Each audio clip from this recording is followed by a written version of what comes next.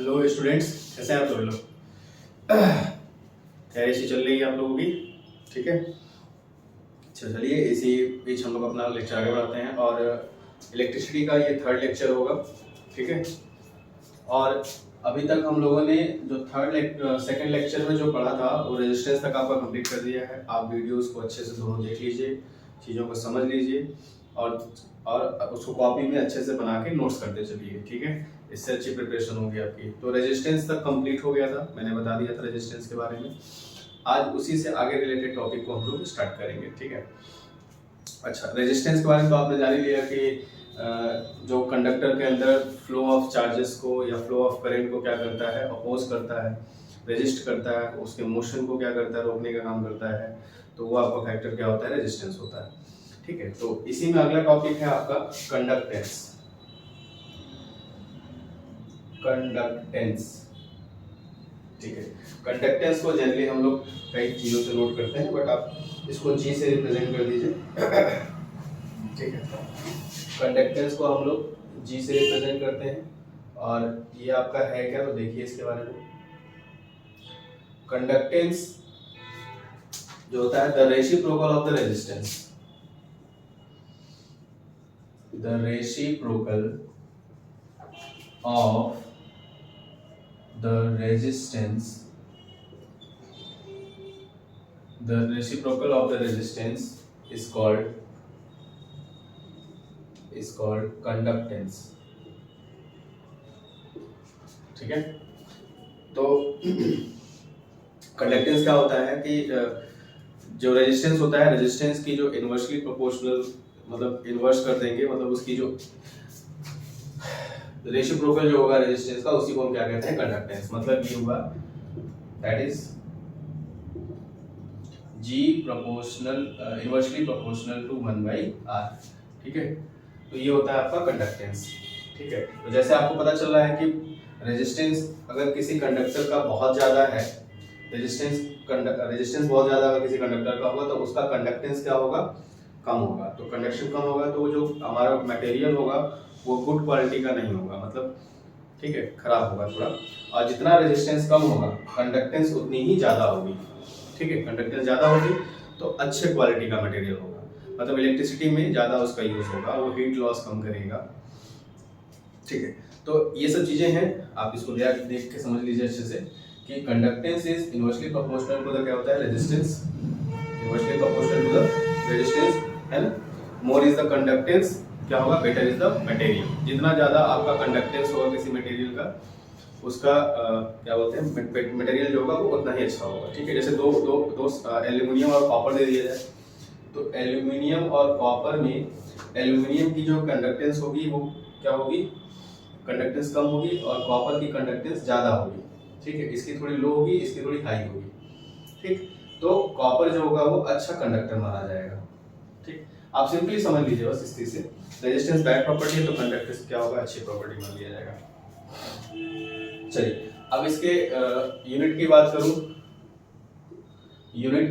अगर कंडक्टेंस की यूनिट की बात करूं तो क्या होगा, देखिए रेजिस्टेंस का रेसिप्रोकल है तो क्या लिख सकते हैं हम लोग, पर ओम, है ना, या इसी को हम लिखते हैं कि ओम इनवर्स। इस तरह से इसका यूनिट ये भी हो जाएगा, है ना, पर ओम कहते हैं इसको।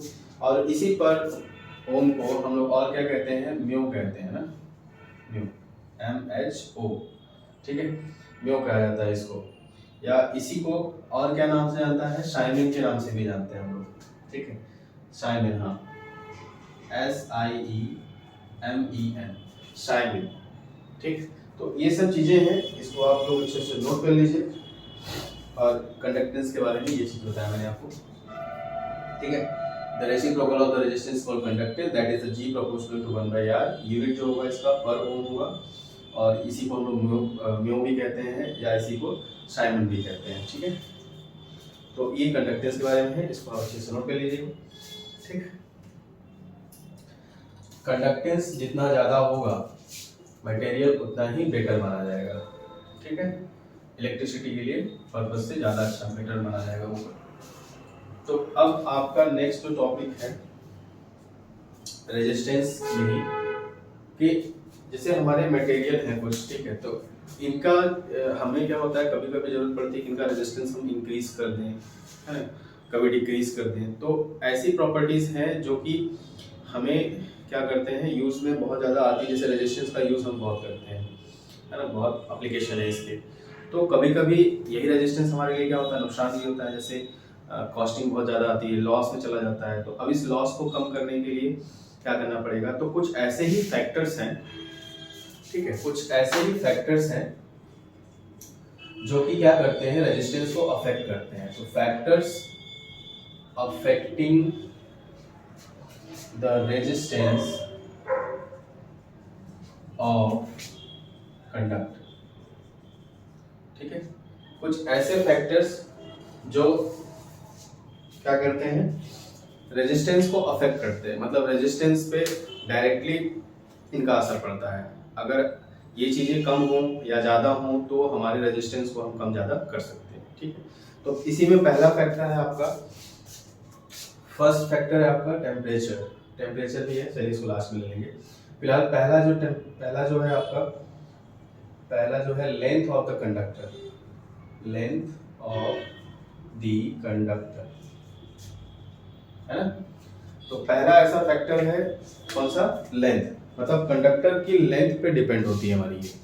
अगर लेंथ हमारा कम होगा, मतलब इसमें रिलेशन किसका होता है, that is R proportional to L, L is the length of the conductor, ठीक है। मतलब ये हुआ कि अगर आप किसी कंडक्टर के लेंथ को क्या करते हो, चेंज करते हो, तो रेजिस्टेंस भी क्या होगा, चेंज होगा। मींस अगर लेंथ कम करते हो, छोटा करते हो वायर को, तो रेजिस्टेंस भी क्या होगा, कम हो जाएगा। अगर लेंथ को आप बड़ा करोगे तो रेजिस्टेंस भी क्या होगा, आपका बढ़ जाएगा, है ना। तो रेजिस्टेंस बढ़ेगा, इससे आपका क्या होगा, कॉस्टिंग बढ़ जाएगी, है ना, लॉसेस बढ़ेगा, लॉस में एक्स्ट्रा खर्च आपको देना पड़ेगा। तो ये सब चीजें, ठीक है। तो पहला फैक्टर है जो अफेक्ट करता है रेजिस्टेंस को, वो है लेंथ ऑफ द कंडक्टर। जैसे आपने कभी देखा होगा कि हमें हमारे घर में वायर बहुत बहुत ज़्यादा अगर बच जाता है ना, बहुत लंबी वायर, मान लीजिए 20 मीटर 25 मीटर की वायर है, और हमें जनरली क्या होता है कि अब सपोज करिए कि 1 मीटर के वायर के कनेक्शन करना है, जैसे घर के दरवाजे के बगल में बाहर कनेक्शन करना होता है हमें, तो हम क्या करते हैं, वायर लपेट करके उसको कहीं किसी खूंटी में टांग देते हैं, किसी कील में लटका देते हैं, और एक साइड कनेक्शन अपने हम उसमें बोर्ड में कर देते हैं, और एक बल्ब से कनेक्ट करके रखते हैं, और बाकी सारा वायर जो है लपेट कर रख देते हैं। जैसा कि देखिए मैंने भी यहाँ किया हुआ है। तो ये क्या हो गया कि इससे क्या हो गया कि जो आपने वायर आप वायर यूज कर रहे हैं 1 ही मीटर का, लेकिन लगाया कितना है आपके, 25 मीटर। तो कॉस्टिंग तो आपको 25 मीटर की देनी पड़ेगी ना। तो लेंथ आपकी 25 मीटर है, तो रेजिस्टेंस भी क्या उसका होगा, 25 टाइम्स इंक्रीज हो गया। मतलब अगर आप 1 मीटर लेंथ यूज करते हैं तो एक ही मीटर लेंथ का वायर का रेजिस्टेंस देना पड़ता है आपको। तो लेंथ बहुत ज़्यादा होने की वजह से आपका क्या होता है, रेजिस्टेंस ज़्यादा ऑफर हो जाता है। रेजिस्टेंस ज़्यादा होगा तो हीट लॉस ज़्यादा होगा, है ना। तो कॉस्टिंग ज़्यादा आएगी आपके खर्च में। हालांकि हमको पता नहीं चलता है ये सब चीज़ें, लेकिन आपको पता है कि ये धीरे धीरे चीज़ें बहुत खर्च में ज़्यादा देती हैं। अब 25 मीटर का जो वायर है लगा के तो रख दिया हमने, सोचा कि बाद में फ्यूचर में कभी काम आ जाएगा, लेकिन आपको पता है कि महीने में खर्च कितना ज़्यादा लॉस में चला जाता है हमारा, है ना, उसी वायर की वजह से। तो हमें 1 ही मीटर का वायर लगाना चाहिए, जितना ज़रूरत हो उतनी वायर लगाइए। एक्स्ट्रा वायर लगाएंगे आप, ठीक है, एक्स्ट्रा वायर को लपेट कर रख देंगे आप, तो कॉस्टिंग आपकी ही ज़्यादा है, उस वायर से ज़्यादा कॉस्ट आप महीने के खर्च में दे देंगे। इसलिए हमें वायर क्या करना चाहिए, छोटा ही रखना चाहिए, जितना ज़रूरत हो उतनी लगानी चाहिए, ठीक है। तो पहला आपका यही है, लेंथ ऑफ द कंडक्टर। तो if we increase the length of the conductor, resistance should also भी क्या होगा, इंक्रीजेस, ठीक है। दूसरा नंबर है, जिसको इक्वेशन नंबर 1 कर दीजिएगा, ठीक है। दूसरा नंबर है area of cross section, area of cross section, area of cross section. तो एरिया ऑफ क्रॉस सेक्शन पे रेजिस्टेंस कैसे अफेक्ट करता है, तो एरिया ऑफ क्रॉस सेक्शन में आपको इसको मैं यहाँ लिख देता हूँ ना,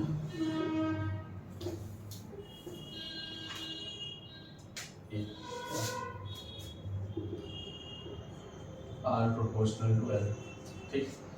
दूसरा जो है हमारा वो है area of the cross section, मतलब जो वायर है उसकी थिकनेस पे है। Area of the cross section. जैसे ये वायर है मेरा, तो वायर की जो ये थिकनेस होगी, इसका एरिया जो है क्रॉस सेक्शनल एरिया, तो ये पूरी इसकी जो क्रॉस सेक्शनल एरिया पे डिपेंड करती है। ठीक है, अगर थिकनेस हमारी बहुत पतली है, मतलब कैसे रिलेट करता है देखिए, that is R inversely proportional to 1/a, है ना। मतलब अगर एरिया ज्यादा होगा तो रेजिस्टेंस कम होगा, एरिया ज्यादा होने का मतलब वायर मोटा होना, ठीक है, और एरिया अगर कम है तो वायर रेजिस्टेंस ज्यादा होगा, है ना। तो इसलिए हमें क्या करना चाहिए, ज्यादा मोटे वायर का यूज करना चाहिए। मतलब ज्यादा मोटे का मतलब कि जितना पॉसिबल हो सके अप्लायंसेस में थोड़ा मोटा वायर यूज करें। जितना पतला वायर यूज करेंगे आप, उतना ज्यादा रेजिस्टेंस उसमें क्या होगा, ऑफर्ड हो जाएगा। उतना ज्यादा रेजिस्टेंस ऑफर्ड होगा तो हीटिंग लॉस होगी ज्यादा, फिर खर्च बढ़ेगा।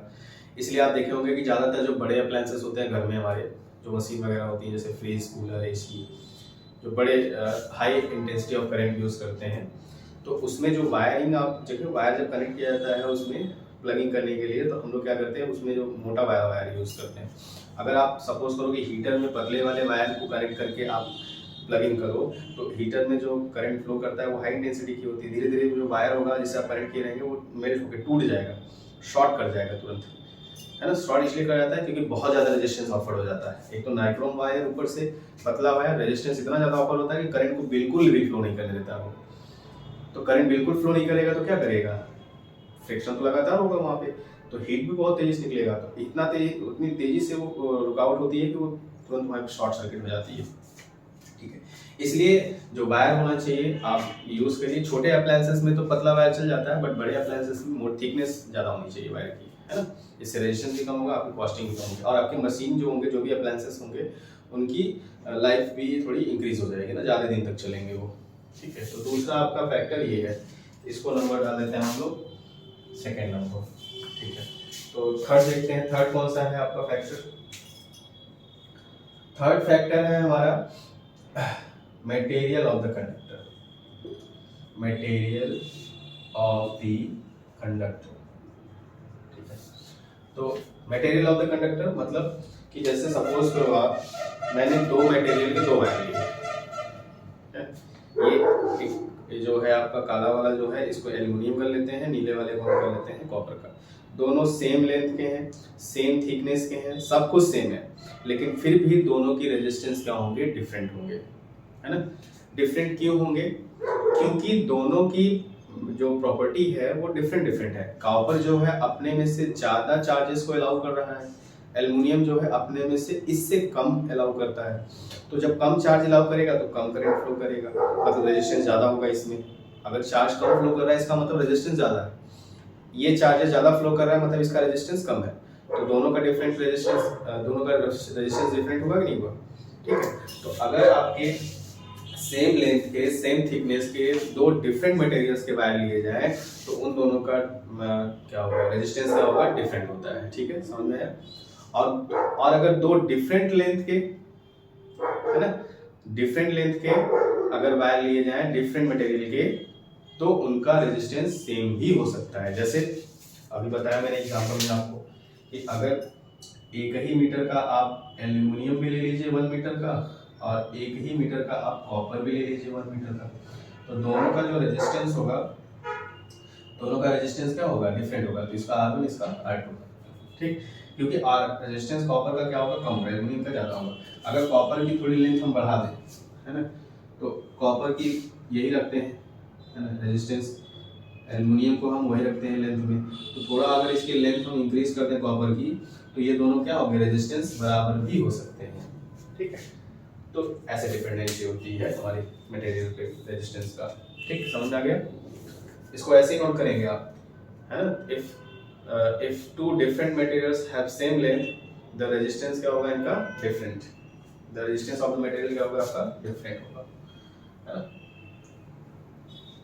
तीसरा फैक्टर जो अफेक्ट करता है, तीसरा जो फैक्टर है हमारा, तीसरा फैक्टर है temperature of the material, temperature of the conductor.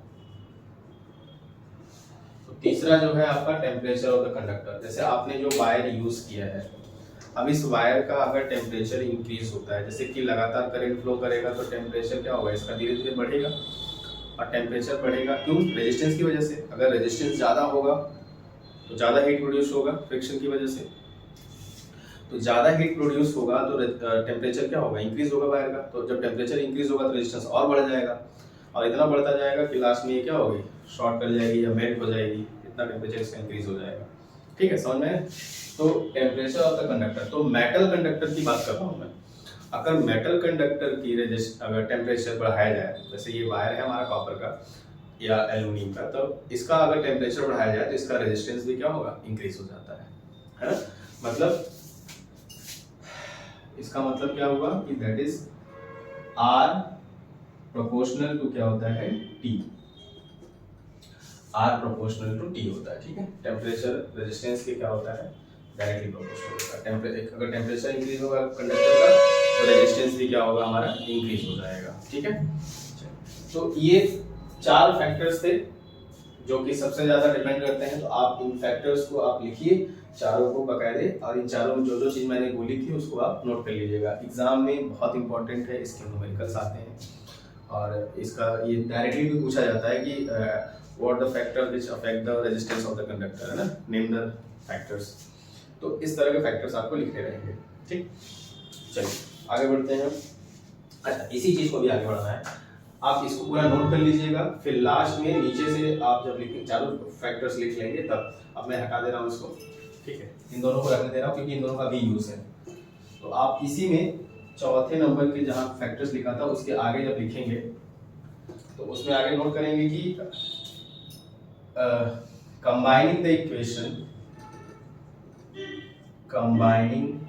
Equation 1 and 2, 1 और 2 को अगर कंबाइन किया जाए तो देखिए आपको क्या मिलेगा, यहाँ से R proportional to L by A, है ना। अगर इनको कंबाइन किया जाए तो क्या मिलेगा आपको, R proportional to L by A। और इस प्रोपोर्शनलिटी को अगर हटाया जाए तो एक कांस्टेंट आएगा, इस कांस्टेंट का नाम हम, इस कांस्टेंट को जो रखते हैं ये यहाँ पे रो है ना। P को थोड़ा सा उसका पैर, जो पैर सीधा होता है हल्का सा बेंड कर दीजिए इस वजह से। तो ये P है, P का हल्का बेंड हो, इसको हम कहते हैं रो, है ना, रो कहते हैं। और लिख देता हूं मैं, इसको क्या कहते हैं हम लोग, क्या नाम है इसका, रो नाम है, RHO। ठीक है, और इसका नाम क्या होता है वो मैं भी बता देता हूँ। ठीक है, इसका नाम है ठीक। तो अब यहाँ से रो की वैल्यू अगर निकाली जाए तो रो इज इक्वल टू क्या होगा, RA अपॉन L, और इसी रो को हम क्या कहते हैं, स्पेसिफिक रेजिस्टेंस कहते हैं, है ना। इसको क्या कहा जाता है, स्पेसिफिक रेजिस्टेंस कहते हैं, या इसी को हम क्या कहते हैं, रेजिस्टिविटी भी कहते हैं, है ना। बुक में दोनों वर्ड्स लिखे होंगे, स्पेसिफिक रेजिस्टेंस और resistivity. Rho is equal to क्या होता है हमारा, RA अपॉन L। ठीक है, समझ में आ गया। तो ये डायरेक्ट डेफिनेशन इसकी पूछी जाती है ना। तो अगर इसकी यूनिट की बात करूं मैं, अगर यूनिट की बात करूं तो क्या होगा, इसका यूनिट रेजिस्टेंस का हो जाएगा ओम, और लेंथ और एमीटर, इसका एरिया में एक एमीटर का कट जाएगा, इसमें तो 1 मीटर बचेगा, मतलब इसका यूनिट जो हो जाएगा वो यूनिट क्या हो जाएगी हमारी, ओम मीटर, ओम मीटर, है ना, ओम मीटर। इसको इस तरह से रिप्रेजेंट किया जाता है,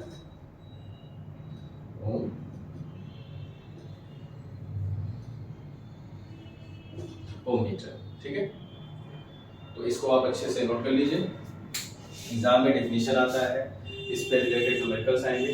अच्छा, और भी कुछ बताना चाहूँगा तो जो रेजिस्टिविटी है हमारी, ये जो है स्पेसिफिक रेजिस्टेंस या रेजिस्टिविटी रो, ये क्या है, एक क्या है, एक मटेरियल प्रॉपर्टी, मतलब मटेरियल पे डिपेंड नहीं करती है, ये एक मटेरियल का फिक्स होता है ना। जैसे अगर एल्युमिनियम का हम एक वायर लें 1 मीटर और एल्युमिनियम का ही 100 मीटर का वायर लें, तो दोनों ही वायर का जो रेजिस्टिविटी होगी वो सेम होगी, है ना, क्योंकि रेजिस्टिविटी लेंथ पे डिपेंड नहीं करती, ना तो इसके एरिया पे डिपेंड करती है। ठीक है, तो ये मटेरियल पे डिपेंड करती है हमारी, इसलिए ये एक मटेरियल के लिए कांस्टेंट होता है, चाहे कोई भी लेंथ का हो, चाहे कोई भी एरिया का हो। तो रेजिस्टिविटी जो होती है वो कांस्टेंट होती है हमारी। क्लियर है सबको? ओके, अगर डेफिनेशन की बात करूं, अगर डेफिनेशन की, तो देखो रो इज इक्वल टू, अगर मैं कहूं यहाँ से थोड़ा सा बनाने के लिए डेफिनेशन कैसे बनाया जाता है, क्योंकि मैंने कितनी बार बताया फॉर्मूले से डेफिनेशन बनाना चाहिए, है ना। तो रो, जो रो की डिफिनेशन है, तो अगर यहाँ से रो इज इक्वल टू मैं एरिया को 1 मीटर स्क्वायर कर दूं और लेंथ को 1 मीटर कर दूं, है ना, एरिया को 1 मीटर स्क्वायर कर दूं और लेंथ को 1 मीटर कर दूं, तो देखिए किसके बराबर आएगा, आर के बराबर आएगा। मतलब रेजिस्टिविटी जो होती है is equal to the resistance of conductor, है ना, कंडक्टर के sorry resistivity is equal to the resistance of that conductor, मतलब ऐसे कंडक्टर के रेजिस्टेंस के बराबर होती है रेजिस्टिविटी जिसकी एरिया 1 मीटर स्क्वायर हो और लेंथ कितना हो 1 मीटर। ठीक, डायरेक्ट डेफिनेशन है ये, मतलब लिखना चाहेंगे आप लिख लीजिए, resistivity is equal to the resistance of the conductor, है ना, resistance of that conductor which is 1 metre in length and 1 metre square in cross sectional area. ठीक है, सेम टू सेम यही डेफिनेशन है, अच्छे से नोट कर लीजिए, कोई दिक्कत नहीं होगी। तो ये रहा आपका रेजिस्टेंस। रेजिस्टेंस से जितने भी टॉपिक्स बन रहे थे आपको मैंने बता दिया, पढ़ लीजिएगा अच्छे से, कहीं भी कोई प्रॉब्लम होती है तो पूछिएगा, मैं बताऊंगा आपको। ठीक है, अब इसके बाद हम लोग अपना ओम्स लॉ स्टार्ट करेंगे, लेकिन अगले लेक्चर में ओम्स लॉ रहेगा, है ना, ओम्स लॉ को कैसे वेरीफाई किया जाएगा, ओम्स लॉ ने अपने एक्सपेरिमेंट में कैसे चीज़ों को बताया था, क्या किया था, मैं सारा ओम्स लॉ एक्सपेरिमेंट को ही वहाँ पे डिफाइन करूँगा कि कैसे उन्होंने बताया, कैसे किया था वो सब चीज़ें, और किस लिए है, कहाँ पे वर्क करता है वो, कहाँ पे लॉज लगेगा वो, है ना, कहाँ पे नहीं लगेगा, कुछ लिमिटेशंस भी हैं उसकी। ठीक है, तो ये रहा आपका रेजिस्टेंस से रिलेटेड टॉपिक, खत्म हो गया। अब इसके बाद नेक्स्ट क्लास में आपका ओम्स लॉ स्टार्ट किया जाएगा। ठीक है, इसको अच्छे से तैयार कर लीजिए और मन लगा के पढ़ाई करिए, कोई भी दिक्कत होती है मैसेज करिए, मैं आपके लिए हाजिर हूँ। ठीक है, thank you so much, bye bye.